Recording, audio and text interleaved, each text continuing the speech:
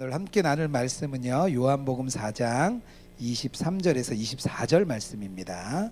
같이 저 한 목소리로 읽겠습니다. 아버지께 참되게 예배하는 자들은 영과 진리로 예배할 때가 오나니 곧 이때라.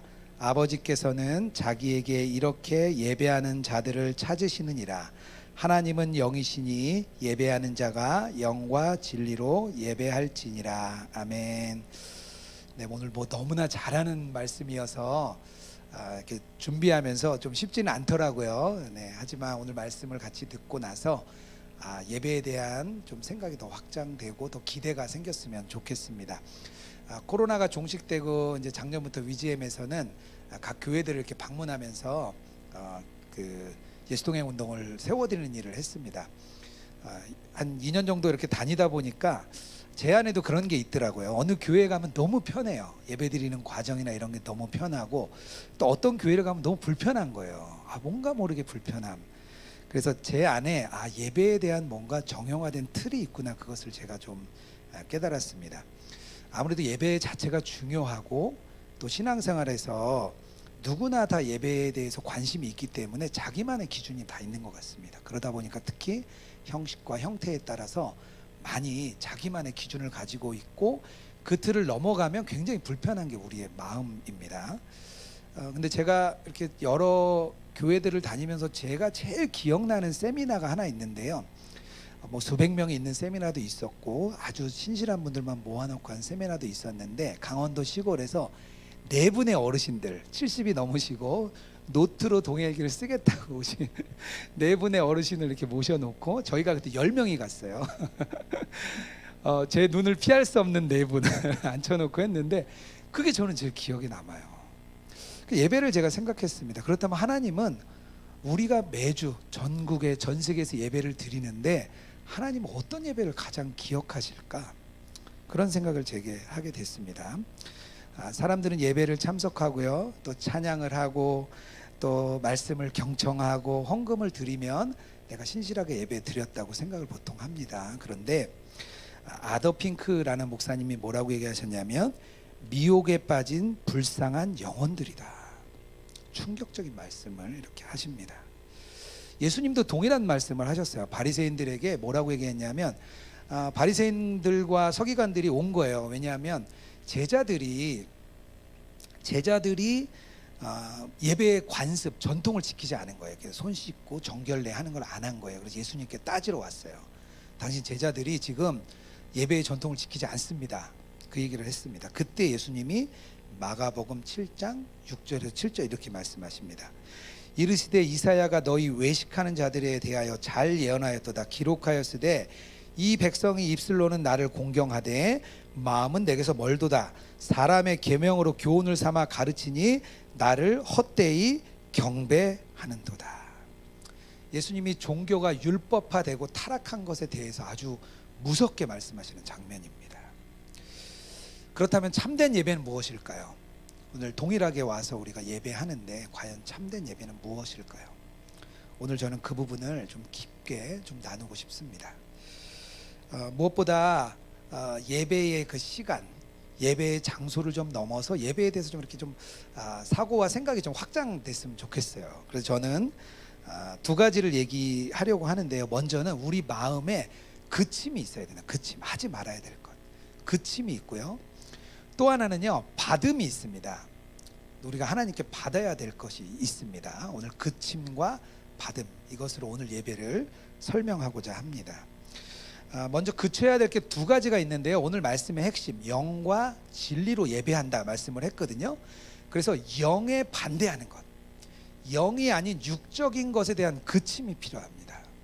이것은 뭐냐 하면 감각적인 예배, 세련된 건물, 또 아주 풍성한 악기팀, 이런 또 멋진 옷, 이런 것들로 점철된 것에 대해서 그치는 겁니다. 외적인 모습으로 오는 것을 그치는 거죠. 그리고 예배에 올 때 우리의 마음이 있는데, 우리의 마음이 보통 어떻게 생각하냐면요, 뭔가 이렇게 생산성, 또 뭔가 성취된 것, 뭔가 내가 이룬 것을 통해서 그 사람을 평가하는 것에 대해서 그침이 필요합니다. 교회에서 만나면 대부분 이렇게 묻는데, 이렇게 잘 통성명만 하잖아요. 되게 궁금해하는 것들이 있으세요. 뭘 많이 물어보시냐? 그분 뭐 하는 분이세요? 이렇게 물어봐요. 직접 묻기는 어렵고 그렇게 물어보세요. 제가 왜 그걸 물어볼까 생각을 했습니다. 아마도 그 사람의 직업이 그 사람을 평가하기 좋기 때문이라 생각합니다. 좋은 직업을 가진 사람이면 성실한 분이시구나. 그렇지 못하면 성실하지 못하시구나. 이런 뭔가 평가를 하려고 하는 것 같습니다. 특별히 우리가 교회 안의 직분, 교회 안에서 내가 했던 어떤 성과들, 그런 걸로도 우리를 평가하고 우리를 나타내기 원합니다. 우리의 마음이 또 그 안에 내재되어 있어요. 특별히 우리가 있는 열등감이 있는데요. 열등감이 왜 오냐면 우리가 성취했고 어떤 일을 이루었던 것에 대한 비교 때문에 우리의 열등감이 옵니다. 우리 안에 열등감이 오는 거예요. 열등감이 오니까 어떤 일이 생기냐면 그것을 성취하기 위해서 계속 시간을 투자합니다. 시간을 계속 투자해요. 그러면서 시간이 쫓기게 되는 일이 우리 안에 발생합니다. 직장에서는 조금 더 승진하기 위해서 열심을 다하고요. 야근도 하고 잔업도 하고 열심히 하죠. 그리고 또 남들보다 좀 더 좋은 곳에 올라가기 위해서 공부도 하고, 특별히 여러 가지 우리가 육체적인 것들을 막 해나갑니다. 그 내면을 들여다보면 무엇이 있냐면요, 자기 사랑이 있어요. 육적인 자기 사랑. 이 모든 것이요 다 육적인 자기 사랑에서 근거합니다. 그래서 우리가 예배를 드리러 오는 것은 육적인 자기 사랑에 대한 그침을 먼저 하고 오는 거예요. 내 사랑을 그치라. 우리 아이들이 크고 있는데요, 아기 엄마들 제일 힘든 게 뭐냐면 아이들 따라서 하루 종일 다니고 밥 먹이고 집안일 하다 보면 내가 아무것도 아닌 존재 같은 거예요. 마음이 그렇게 되죠. 그런데 자녀 양육을 성과 면에서 보는 것도 그치라는 거예요. 그렇죠? 왜? 하나님께서는 행위가 아니라 그 사람의 존재를 통해서 그 사람을 평가하시거든요. 이스라엘 백성을 하나님이 부르신 이유가 그들이 뭘 잘해서가 아니에요. 그들은 제사장 나라로 선택을 받았습니다. 그런데 하나님 버렸죠. 하나님 다 잊었죠. 그런 백성들을 하나님은 부르셨어요. 자신의 약속을 지키셨어요. 그리고 뭐라고 얘기하시냐면 너희들은 내가 가장 사랑하고, 왜? 가장 약하기 때문이다. 그렇게 말을 합니다. 하나님은 그 일을 실패하고 성취하지 못하고 성과를 내지 못했지만 그럼에도 불구하고 그 사람의 그 존재 자체를 하나님이 선택하십니다. 그래서 예배로 나아갈 때 먼저 그런 생각을 우리가 그치는 게 중요해요. 예배 오기 전에 그런 생각들을 다 우리가 그쳐 놓는 거예요. 영에 반대되는 것들. 그게 첫 번째 그침이에요. 두 번째 그침은 진리, 영과 진리잖아요. 진리가 아닌 것에 대해서 그치는 겁니다. 진리가 아닌 게 뭐죠? 예수님이 아닌 거, 진리가 아닌 세상의 문화, 세상의 것 따르는 거, 그런 것에서 그치는 거예요. 세상의 문화는요, 기술, 과학, 그리고 외적인 공간, 이런 거 굉장히 중요합니다. 그러다 보니까 그게 그대로 교회에 들어왔어요. 교회 안에도 세상의 문화가 그대로 들어왔습니다. 교회의 규모, 교회의 크기. 제가 목사님들 세미나 오셔서 이렇게 목사님 어느 교회 섬기세요 이렇게 물어보면 작은 교회 목사님들은 늘 저는 작은 교회 섬겨 이렇게 먼저 얘기를 하세요. 들으면 참 마음이 아픕니다. 교인이 몇 명인지, 교회당이 얼마나 큰지가 그 사람을 평가하는 기준이 되어 있는 거죠. 어떤 공간, 예배당 저희들 이렇게 공간이 있는데 예배 공간을 중요시합니다. 한국 교회는 요즘에 이 배경 LED가 유행인 것 같아요. 큰 교회마다 이렇게 LED 세우는 게 되게 큰 일이에요. 뭔가 공간 중요시하는 거죠. 미국에 세미나 갔더니 거기 있는 목사님들이 그런 얘기를 해주시더라고요. 일정 규모의 학위, 박사과정이 있어야 한국에서 몇 명 규모에 있는 교회를 자기가 청빙 신청할 수가 있다는 거예요. 그래서 학위가 없으면 이렇게 교회에 청빙도 못한대요. 그래 아주 치열하게 공부합니다. 치열하게. 공공연한 비밀이죠. 부모님들은 교회를 선택할 때 우리 아이들이 잘 교육받을 수 있는 공간이 있나, 그러니까 우리가 아이들을 위해서 공간을 물론 지어야죠. 너무 필요하죠. 그런 걸 먼저 우리가 생각하게 되는 거죠. 시대를 따르는 사람은 공간과 사물에 따라갑니다. 근데 하나님께서는 뭘 중요시하냐면 시간을 되게 중요하죠. 시간. 공간이 아니라 시간을 너무 중요하게 얘기하시는 거예요. 거룩한 시간, 주일이라는 시간, 그 시간을 중요시 하시니까 교회는요 시간을 따라갑니다. 예수님의 탄생, 십자가와 부활 사건, 또 우리가 드리는 맥주감사절, 추수감사절, 뭔가 그 시간의 절기를 교회는 굉장히 중요시합니다. 왜냐하면 하나님께서는 시간을 중요하게 여기셨어요. 어떤 공간에서 예배드리냐가 아니라 어떤 마음으로 왔느냐, 이 주일의 시간을 정말 거룩하게 구별되게 생각하고 있느냐, 그리고 예배를 마치고 돌아갔을 때 그 시간은 어떻게 보내느냐, 그게 하나님은 너무 중요하시거든요. 예배한다는 것은 세상적인 문화, 세상의 방식, 세상의 공간에 대해서 그치는 거예요. 진리는 그런 게 아니거든요. 예수님께서 진리라고 말씀하신 게 있습니다.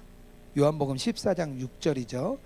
예수께서 이르시되 내가 곧 길이요 진리요 생명이니 나로 말미암지 않고는 아버지께로 올 자가 없느니라. 예배에서 중요한 것은 그냥 오직 예수님, 그분만 드러나면, 찬양할 때 그분이 드러나고, 기도할 때도 그분이 드러나고, 말씀을 전할 때도 그분이 드러나면 우리가 정말 예배가 되는 거죠. 두 가지의 그침이 필요합니다. 예배자의 마음에 영과 진리에 반대하는 것, 두 가지의 그침을 가지고 예배 안에 나오시는 여러분들에게 주님의 이름으로 축복합니다. 또 두 가지의 받음이 있습니다. 받음이 있는데요, 참된 예배에서 너무 중요한 것입니다. 첫 번째로 우리가 받는 게 있는데요, 뭐냐면 우리가 예수님 안에 있음을 받는 거예요. 예수님 안에 있다. 이 말은 뭐냐면 다시 우리가 주님의 거듭난 백성이며 성령님의 역할이죠. 그리고 우리가 속죄하기 위해서 십자가에 달리신 그 예수 그리스도, 그분이 우리를 위해 죽으셨다는 걸 받아들이는 거예요. 영과 진리로 예배하는 겁니다. 이 영과 진리로 예배한다, 이 말씀 전에 예수님이 이 말씀에 보면 먼저 설명하는 구절이 나와요. 반드시 뭘 해야 된다는 구절이 나옵니다. 앞에 나와요. 영에 대한 말씀입니다. 요한복음 3장 14절이에요. 요한복음 3장 7절입니다. 내가 내게 거듭나야 하겠다는 말을 놀랍게 여기지 말라. 예수님께서 먼저 성령님에 의해서 거듭나야 된다는 것을 먼저 얘기해 주십니다. 성령으로 거듭난 사람만이 예배할 수 있는 거예요. 이게 첫 번째고요. 또 하나는 3장 14절에 있습니다. 진리에 대한 말씀이에요. 모세가 광야에서 뱀을 든 것 같이 인자도 들려야 하리라. 인자가 들린다는 말은 예수님이 십자가에 달리신다는 거죠. 그러니까 이 두 가지, 성령님의 사역, 예수님의 사역, 이 두 가지의 그 사역 안에서 우리가 예배할 수 있는 거예요. 그게 바로 우리가 예수님 안에 있는 거죠. 우리가 예배하러 오는 순간 우리는 이 예수님 안에 있다. 영과 진리로 예배한다는 것은 바로 그 성령 하나님의 속죄함의 역할, 그 예수님의 십자가의 사역 안에서 우리가 부르심을 받았고 우리가 예배할 수 있는 자다. 우리가 이렇게 앉아 있는 것은 다 우리가 예수님 안에 있다는 걸 우리가 받아들이는 겁니다. 가인이 하나님을 예배했습니다. 가인도 하나님을 알았어요. 왜냐하면 여호와께 자기의 소산을 드렸다 이렇게 나오거든요. 분명히 하나님을 알았습니다. 그런데 이 가인은 마음을 정리하지 않았어요. 자신의 그 해결되지 않은 상태, 정말 그 속죄의 희생이 필요하다는 것 생각 안 하고 예배하러 나온 겁니다. 하나님 예배 받지 않으셨죠. 가인의 예배는 받지 않으셨습니다. 구약에 아주 그 극적인 예배 장면이 하나 있습니다. 저는 이 장면을 제일 좋아하는데요. 에스라서에 있습니다. 에스라서 3장에 예배하는 장면이 나오는데, 이 장면은 어떤 장면이냐면 남유다가 망했습니다. 그리고 예루살렘 성전은 다 파괴됐어요. 왕족들과 모든 지도자들이 다 바벨론에 끌려갔습니다. 근데 하나님이 예레미야에게 약속한 대로 70년 만에 다시 돌아왔어요. 얼마나 기쁜 일입니까? 70년 만에 돌아왔어요. 그런데 그 땅은 다 폐허가 됐고 성전도 무너졌어요. 제일 먼저 그래도 이스라엘 백성이 뭘 했냐면 성전을 쌓았습니다. 기초를 쌓고 나서 예배하는 장면이 나옵니다. 에스라 3장 11절입니다. 모든 백성이 여호와의 성전 기초가 놓임을 보고 여호와를 찬송하며 큰 소리로 즐거이 부르며, 하나님을 큰 소리로 즐거이 불렀습니다. 12절이에요. 나이 많은 족장들은 첫 성전을 보았으므로 이제 이 성전의 기초가 놓임을 보고 대성통곡하였으나 여러 사람은 기쁨으로 크게 함성을 지르니. 반응이 두 가지죠. 옛날에 그 예루살렘 성전을 봤던 사람들은 막 가슴이 찢어지는 거예요. 그 놀라웠던 성전을 봤는데 이제 겨우 기초를 쌓던 성전 보니까 막 대성통곡하는 거예요. 반면에 그걸 못 본 사람들, 그냥 약속만 믿었던 사람들이 다시 돌아와서 그 자리에서 예배하는 것, 그것만으로도 이 백성들에게 막 기쁨인 거예요. 뒤에 계속 읽으면 어떤 얘기가 나오냐면요, 대성통곡과 기쁨이 막 뒤섞여요. 그래서 기쁨의 소리로 들렸다고 나옵니다. 이게 예배하는 거죠. 이게 바로 구원받은 자들의 예배하는 모습입니다. 상황도 환경도 다 빈약하고 모자라고 부족하고, 어떻게 보면 우리가 그래도 이 자리에 앉았잖아요. 온라인으로 오는 성도님들 보니까 참 환경이 어렵더라고요. 마음도 어렵고 환경도 어렵고, 그러니까 교회로 멀어져서 어쩔 수 없이 온라인으로 예배할 수밖에 없는 환경. 하지만 구원받은 자들, 우리가 오늘 예배하는 우리 모두는요, 우리가 다 예수님 안에 있다, 그것을 받아들이는 그런 시간입니다. 우리가 정말 구원받은 백성임을 고백하고 나아가는 저와 여러분 되길 주님의 이름으로 축복합니다. 두 번째 받음이 또 있습니다. 뭐냐면요, 연약한 자들을 찾으신다는 겁니다. 그것도 우리가 받아들이는 거예요. 23절 말씀이에요. 하나님께서는 자기에게 이렇게 예배하는 자들을 찾으시느니라. 구원받은 사람은 하나님께로 우리가 향하게 됩니다. 예배하는 마음으로 우리가 이렇게 나오게 되죠. 뿐만 아니라 하나님이 우리를 찾으시는 거예요. 찾으세요. 예수님이 예배에 대해서 말씀하신 게 의외로 없어요. 예수님이 예배에 대해서 우리가 예배를 되게 중요시 생각하잖아요. 근데 오히려 예수님은 예배에 대해서 말씀하신 거는 딱 한 번밖에 없습니다. 바로 이 요한복음 4장이에요. 예수님께서 이 요한복음 4장의 이 사마리아 여인에게 이야기를 할 때 배경을 보면 좀 굉장히 특이합니다. 예수님이 누구를 찾으러 사마리아로 가시는 것 같아요. 보통은 유대인들은 이쪽 예루살렘에서 갈릴리 쪽으로 갈 때 사마리아 지방을 지나가지 않았습니다. 요단강을 건너서 반대편으로 올라가서 다시 넘어갔어요. 왜냐하면 그 사마리아 땅 사람들을 아주 이렇게 속된 사람들, 저주받은 사람들, 옛날 북이스라엘이 외부인들과 뒤섞인 섞인 사람들로 생각을 했기 때문에 그렇게 했습니다. 근데 예수님이 그 길을 가지 않고 사마리아로 가로질러 가십니다. 그리고 그 여인, 그 우물가에서 그 사마리아 여인을 만나서 그 여인에게 은혜를 베풀고 그 여인에게 말씀을 주고 그 여인이 막 회복되잖아요. 그 여인이 회복되는 상황이 나옵니다. 그리고 하나님을 경배하고 찬양하는 모습이 바로 오늘의 그 말씀입니다. 죄인을 찾아서 예수님이 오신 겁니다. 죄인을 찾아서 사마리아 여인처럼 영적으로 가난하고 연약한 자를 찾아오시는 게 바로 하나님의 마음입니다. 만약에 오늘 예배하러 오신 분들, 우리가 여기 오셨던 온라인으로 오셨던, 내가 참 마음이 가난하지, 그래 난 연약하지, 난 영적으로 부족하지, 그런 마음이 있다면요, 하나님이 찾으시는 바로 그 사람이에요. 그러면 은혜를 경험할 수 있습니다. 지난주에 저희 파트너스 교회가 있습니다. 예수 동행하는 파트너스 교회 목사님들 모임에 이렇게 갔어요. 한 8가정 정도 목사님들이 모였습니다. 요즘 목회자들도 참 어려워요. 목회 환경이 요즘 참 쉽지 않습니다. 그래서 모이니까 제 어려운 이야기들을 이렇게 나누게 되더라고요. 그런데 보통은 이렇게 가까운 뭐 교단 모임이나 지방 모임에 가면 어려움을 얘기하기 참 어렵습니다. 그냥 뭐 잘 있냐, 잘 있다 그러고 말지 자기 마음을 이렇게 터놓지는 않아요. 그래도 우리 예수 동행하는 목사님들이 모임이다 보니까 어떻게 예수님과 동행했냐 얘기하면 그 얘기를 하게 돼요. 어려움을 나누게 됩니다. 근데 한 목사님이 최근에 스트레스가 너무 심해가지고 우울증하고 공황장애가 왔대요. 그래서 병원에 상담도 받고 약도 드시고 계시다고 그런 나눔을 해주셨어요. 그런데 이 이야기를 이 목사님이 설교 때 이렇게 하셨다는 거예요. 자기의 연약함을 하나님이 드러내라 그래서 이렇게 설교 때 하셨대요. 근데 이분이 고민을 했대요. 처음에는 나 예수 동행하는 목사인데 나 이렇게 우울증이나 공황장애 와도 되나? 내가 그래도 예수님과 동행한다고 왜 동행하기 쓰는데 내가 이래도 되나? 그런 마음이 있으셨대요. 근데 하나님이 그 마음을 나누라 이렇게 말씀하셔서 그 마음을 나누셨대요. 성도님들이 잘 받으신 것 같아요. 어떻게 알았냐면 예전에는 단톡방에 목사님이 공지를 올리면 아무도 댓글 안 했대요. 그런데 단톡방에 글을 올렸더니 막 댓글을 목사님 응원합니다, 목사님 사랑합니다, 막 이렇게 댓글을 막 이렇게 역정적으로 달아주셨대요. 그래서 제가 그런 마음이 들었어요. 하나님이 찾으시는 예배자가 이 목사님이구나. 마음 가난하고 연약하기 때문에 하나님이 찾으시지. 그 모임이 저희도 은혜가 있었어요. 저희들도 같이 했던 목사님들도 마음이 열리고 같이 또 기도해주고 또 마음을 나누니까 참 좋더라고요. 그런 마음이 주님이 원하시는 마음이죠.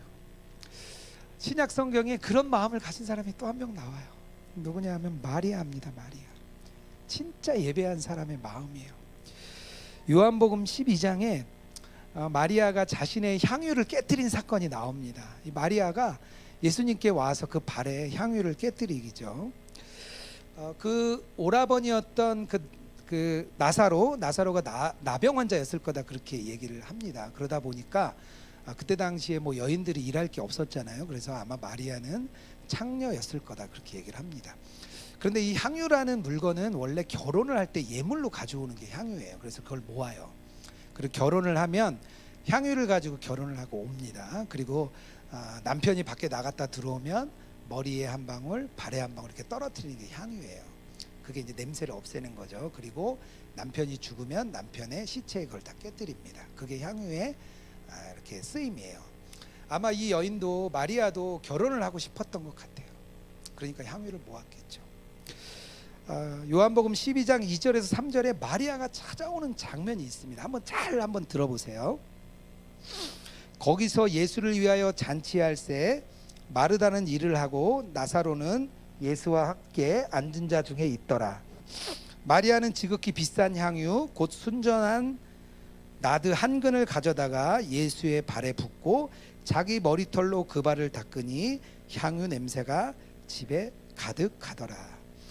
마리아의 상태를 가만 보면요, 예수님의 말씀을 듣기 위해 온 게 아니에요. 마리아는 분명히 예수님 발 앞에 앉아서 말씀 듣는 걸 좋아했거든요. 오늘 말씀에 보면 그 말씀을 들으러 온 게 아니에요. 오빠도 있었고 언니도 있었고 다른 사람도 있었어요. 아주 가까운 사람들이었겠죠. 그런데 친밀한 교제를 나누러 온 것도 아니에요. 일주일에 한번 정말 지치고 피곤해서 내가 재충전 받기 위해 예배를 드리러 온 것도 아니에요. 마리아는 오늘 본문에 보면 그냥 자기가 제일 가치 있는 거 하나 가지고 주님께 막 달려가는 거예요. 다른 사람 다 상관없어요. 달려가서 그걸 주님 발 앞에 깨뜨리는 장면입니다. 자기가 갖고 있는 가장 소중한 것 주님께 드리는 것만 관심이 있었던 것 같아요. 마리아의 마음이 참 가난하고 연약하구나. 그녀의 마음이 바로 예배자구나. 그분 한 분 말고, 예수님 말고는 아무도 안 필요한 거예요. 마리아는 그냥 예수님께 가서 예수님께 자기의 것을 드린 거죠. 영혼의 가난함이 있다면 예수님이 찾는 예배자입니다. 그 마음, 그것이 살아있는 예배, 참된 예배를 경험하는 겁니다. 제가 예배에 대해서 설교 준비를 하다가 그런 때가 내가 언제였을까 이렇게 생각을 했어요. 제가 마리아와 같은 마음이 언제였을까 생각했는데 두 개의 장면을 주님이 보여주시더라고요. 하나는 제가 청년 때였습니다. 청년 때 제가 직장 생활을 했는데 제가 토목 기사여가지고 지방에 있는 현장에 있었습니다. 그때는 지금처럼 뭐 주 5일 근무가 아니라 한 달에 2번을 쉬었어요. 2주에 한 번씩 쉬었어요. 그러니까 뭐 교회를 올 수가 없는 거죠. 그래서 일주일에 한 번 예배 드리고 이제 교회에 이제 오는 거죠. 서울에 있는 교회에 와서 예배를 드리고 집에 돌아가는 거예요. 그때는 이렇게 테이프가 있었습니다. 교회 테이프를 바로 이렇게 녹음해서 팔았어요. 그러면 그 전주 테이프를 사서 돌아가는 예배 차 안에서 이렇게 예배를 드렸죠. 제가 그때 생각이 났어요. 그때 마음이 참 가난했구나 생각이 났습니다. 두 번째는 최근에 예배가 좀 생각이 났습니다. 로그인 처치의 첫 예배였어요. 작년부터 전국을 다니니까 참 감사했습니다. 왜냐면 가는 곳마다 예수동행 훈련을 시키고 성도님들이 은혜를 받고 간증도 듣고 너무 행복했어요. 갔다 오면 막 은혜를 막 누렸습니다. 그런데 마음 안에는 늘 예배에 대한 갈급함이 있었어요. 무언가 이렇게 한 곳에 정착하지 못하고 이 교회 저 교회 다니니까 목회자도 힘들더라고요. 마치 가나안 교인처럼 목회자도 참 힘들더라고요. 한 6개월은 너무 힘들었고요. 근데 한 1년 지나니까 그래도 많이 좀 적응이 됐습니다. 하나님이 선교사로 부르셨다면 그렇게 다녀야지, 이렇게 마음을 먹고 좀 마음에 좀 안정이 됐어요. 그리고 로그인 처치를 시작했습니다.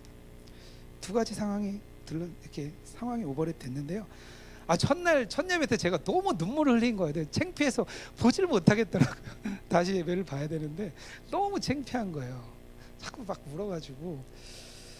근데 주님이 제게 그 마음을 생각나게 하신 거예요. 그 마음, 예배자의 마음, 갈급한 자의 마음, 가난한 자의 마음, 오늘 예배를 가장 연약한 자, 예배를 가장 갈망하는 자, 저를 부르신 것 같았습니다.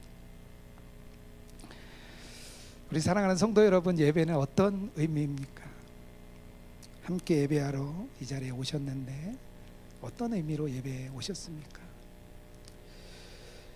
그냥 일주일에 한 번 또 드리는 예배, 그냥 재충전하고 싶어서 오는 예배, 그런 예배입니까?